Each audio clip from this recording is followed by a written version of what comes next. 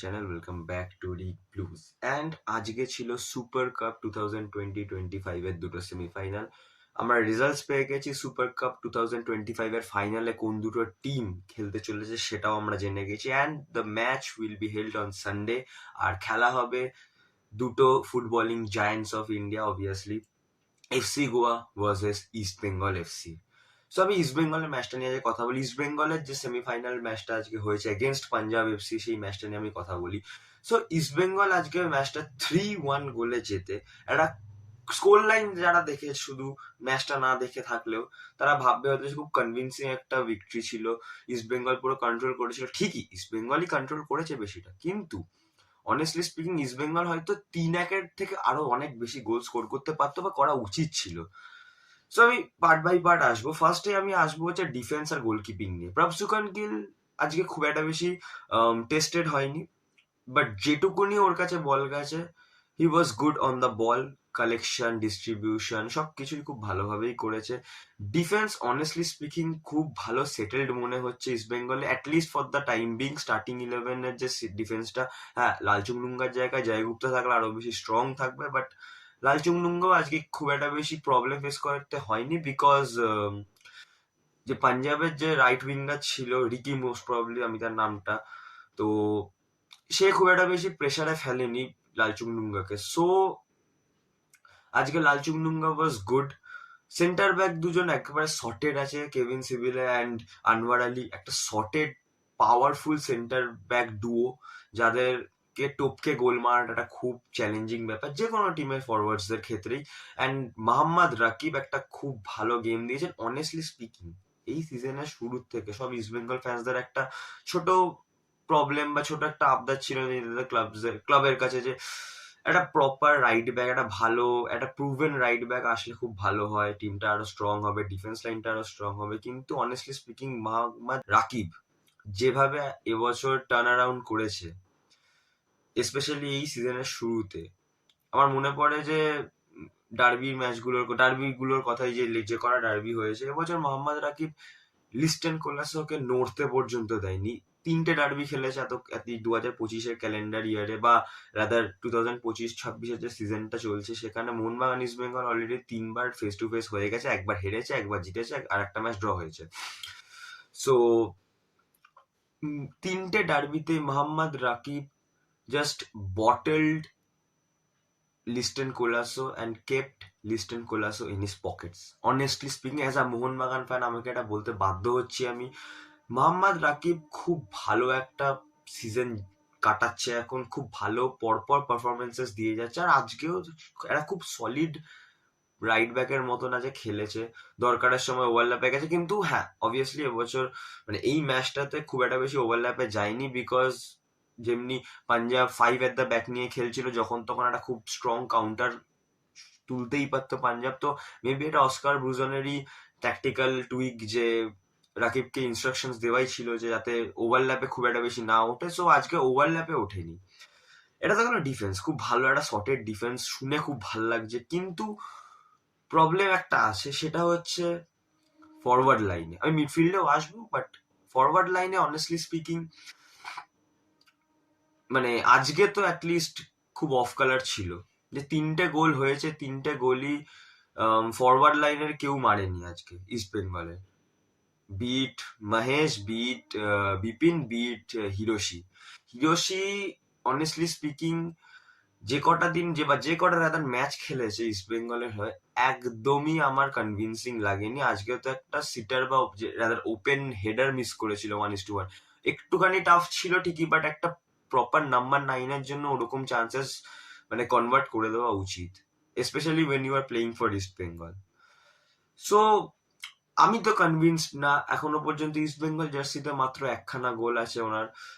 Other than that খুব একটা convincing লাগেনি। হোল্ড আপ ঠিক আছে, হেডিংটা আমি যতদিন যে কটা ম্যাচ দেখেছিলাম হেডিংটা আমার ভালো লেগেছিল, বাট আদার দ্যান দ্যাট আমার খুব একটা বেশি হিরোশিকে খুব একটা বেশি কিছু ভালো লাগেনি। বাট আজকে তো হেডিংটাও আর ওনার ঠিকঠাক ছিল না। বিপিনের একটা খুব অফ গেম, একটা বিপিন পেনাল্টিও কনসিড করে, ওটা কি করে এতদূর কি করে হাত তুলে কি করে ডিফেন্স করতে গেছিল আমি জানি না, বাট হ্যাঁ বিপিনের থ্রুতে ইস্ট বেঙ্গল একটা পেনাল্টি কনসিড করে। অ্যান্ড ওখান থেকে পাঞ্জাব একটা ইকুইলাইজার মারে। এবার আর আসি হচ্ছে আমি মিডফিল্ডে, যেটা আমার মতে ইস্ট বেঙ্গলের আপাতত এই সুপার কাপ টুর্নামেন্টের সব থেকে সর্টেড পজিশন লাগছে।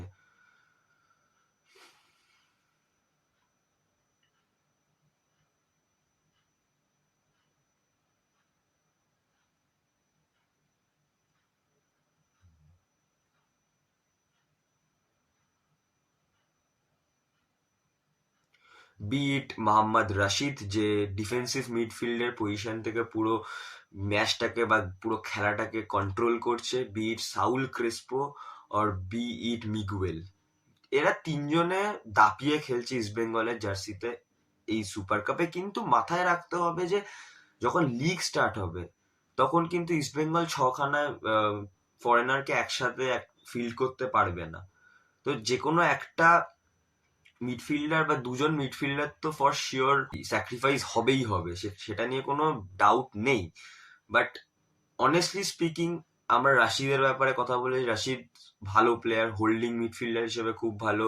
মিগুয়েল খুব ভালো অ্যাটাকিং মিডফিল্ডার বা সেন্ট্রাল মিডফিল্ডার, ক্রিয়েটারের কাজটা খুব ভালো করে, বল কখন কোথায় পাস বাড়াতে হবে সেই সেন্সটা মিগুয়েলের মধ্যে খুব ভালোভাবে আছে। কিন্তু একটা প্লেয়ার যাকে নিয়ে সব ইস্ট বেঙ্গল ফ্যান্সের লাস্ট কিছু বছর ধরে বা লাস্ট ইয়ার তো স্পেশালি খুব একটা বেশি খুশি ছিল না, সেটা হচ্ছে obviously we have to talk about Saul Crespo, the captain of this side, this East Bengal. Saul ক্রেসপোর যে টার্ন অ্যারাউন্ডটা এবছর হয়েছে, মানে ও সব হেটার্সদেরকে রং প্রুফ করছে পর পর। আজকেও গোল পেয়েছে, একটা খুব সুন্দর শটে, একটা খুব ভালো একটা পাওয়ারফুল শটে গোল স্কোর করেছে। নট অনলি দ্যাট, ও খেলাটাকেও যথেষ্ট কন্ট্রোল করছিল মিডফিল্ড থেকে। So hats off to Saul Crespo, যে যেভাবে ওকে সবাই বাজে কথা বলছিল সেগুলোকে সবকিছু শুনে সেগুলোর উপরে উঠে টার্ন অ্যারাউন্ড করা, নিজের এই সিজনটাকে খেলে এত ভালো খেলা প্রেজেন্ট করা ইস্ট বেঙ্গল ফ্যান্সদেরকে। তো ইস্ট বেঙ্গল ফ্যান্সদের অ্যাটলিস্ট ফর নাও সাউল ক্রেসপোকে নিয়ে কোনো কমপ্লেন্স না থাকাই উচিত। তো এটা গেল হচ্ছে ইস্ট বেঙ্গলের সাইড। আমি পাঞ্জাবকে নিয়ে ছোটভাবে একটা কথা বলতে চাই, সেটা হচ্ছে এটাই যে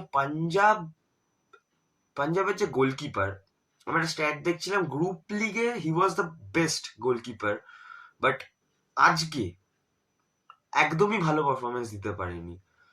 হ্যাঁ, ইস্ট বেঙ্গলের প্লেয়ার্সদের থেকে আমি ক্রেডিট নিতে চাই না, একদমই না। ওরা ওদের ব্রিলিয়েন্স যে ওরা ম্যাচটা বার করেছে, ম্যাচটা 3খানা গোল স্কোর করেছে, বাট প্রথম দুটো গোল যে পাঞ্জাব কনসিড করেছে ওটা সেভ করা যেতে পারতো। ইনফ্যাক্ট থার্ড গোলটাও চাইলে সেভ করা যেতে পারতো, বাট থার্ড গোলটা ঠিক আছে আমি ওটা বলবো না, বিকজ খুবই পাওয়ারফুল একটা শট ছিল সাউল ক্রেসপোর থেকে, তো সব বা সেভ নাও হতে পারে। বাট প্রথম দুটো ওয়াজ সেভেবল অনেস্টলি। প্রথমটা তো 100%, সেকেন্ডেরটাও খুব বোকা বোকা একটা গোল খেয়েছে, যেটা তো মানে ও হেডার যখন সিভিলে হেডটা করলো তখন ও জাস্ট রিচ পর্যন্ত করেনি, জাস্ট বলের সামনে হাঁটছিল গোল লাইনের ওপর থেকে। তো আজকে খুব কোয়েশ্চেনেবল একটা গোলকিপিং পারফরমেন্স দেখিয়েছে পাঞ্জাবের গোলকিপার। তো মেবি আমি পুরো দোষ দিচ্ছি না, বাট পাঞ্জাব যে আজকে 3-1 গোলে হেরেছে সেটার খুব বড় ক্রেডিট পাঞ্জাবের গোলকিপারের কাছে যায়। হয়তো যদিও নিজের গ্রুপ লিগে যে ম্যাচগুলো খেলেছিল, গ্রুপ লিগের যে ম্যাচ পারফরমেন্স গুলো দিয়েছিল, যদি ওই পারফরমেন্সটা আজকে রেপ্লিকেট করতে পারতো, হয়তো ইস্ট বেঙ্গল এত ইজিলি এত একটা ডিসিভিং স্কোর লাইন নাও হতে পারতো। এটাই আমার বলার বক্তব্য।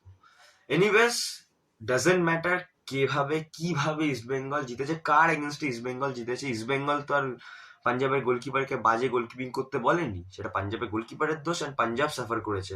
ইস্ট বেঙ্গল, এটা ইস্ট বেঙ্গলের ক্রেডিট যে ইস্ট বেঙ্গল সেই ভুলগুলোর উপরে ক্যাপিটালাইজ করে মানে গোল তুলে নিজেদেরকে ফাইনালে পৌঁছে মানে নিয়ে গেছেন।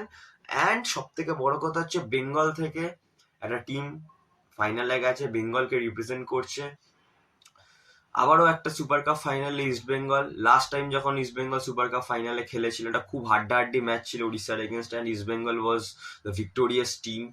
দেখা যাক এবছর কি হয়। কিন্তু একটা জিনিস মাথায় রাখতে হবে, ইস্ট বেঙ্গলের যে গোল স্কোরিং অপরচুনিটিস গুলো ইস্ট বেঙ্গল পরপর মিস করছে, সেটা যদি গোয়ার এগেনস্টে করে সেটা কিন্তু হন্ট করতে পারে।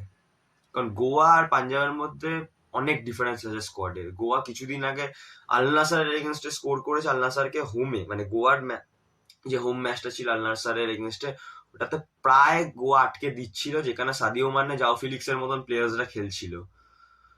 So Goa is a very tough team. আর মুম্বাইকেও আজ ডমিনেট করে হারিয়েছে। হ্যাঁ, মুম্বাইয়ের আজ একটা পেনাল্টি মিস হয়েছে ঠিকই, বাট সেটাও গোয়ার কিছু করার নেই। গোয়ার যেটুকুনি দরকার ছিল ওটা করে ফাইনাল অব্দি রিচ করেছে। গোয়ার হোমে খেলা, ক্রাউড পুরো গোয়ার পেছনে থাকবে, so it will B a tough job for East Bengal, but let's see what happens on Sunday. I am very excited for the match. দেখা হচ্ছে খুব শীঘ্রই একটা নতুন ভিডিওতে। কমেন্ট ডাউন বিলো তোমাদের যে কি ভাবনা, কি এই ম্যাচটা ইস্ট বেঙ্গল পাঞ্জাবকে নিয়ে যে ম্যাচটা হলো, তোমাদের কি ভাবনা চিন্তা, কি কমেন্টস আছে সবকিছু নিচে করে দাও। আর please subscribe the channel. If you have like the video then please share it with your friends. দেখা হচ্ছে খুব শীঘ্রই নতুন ভিডিওতে। Until then, good by.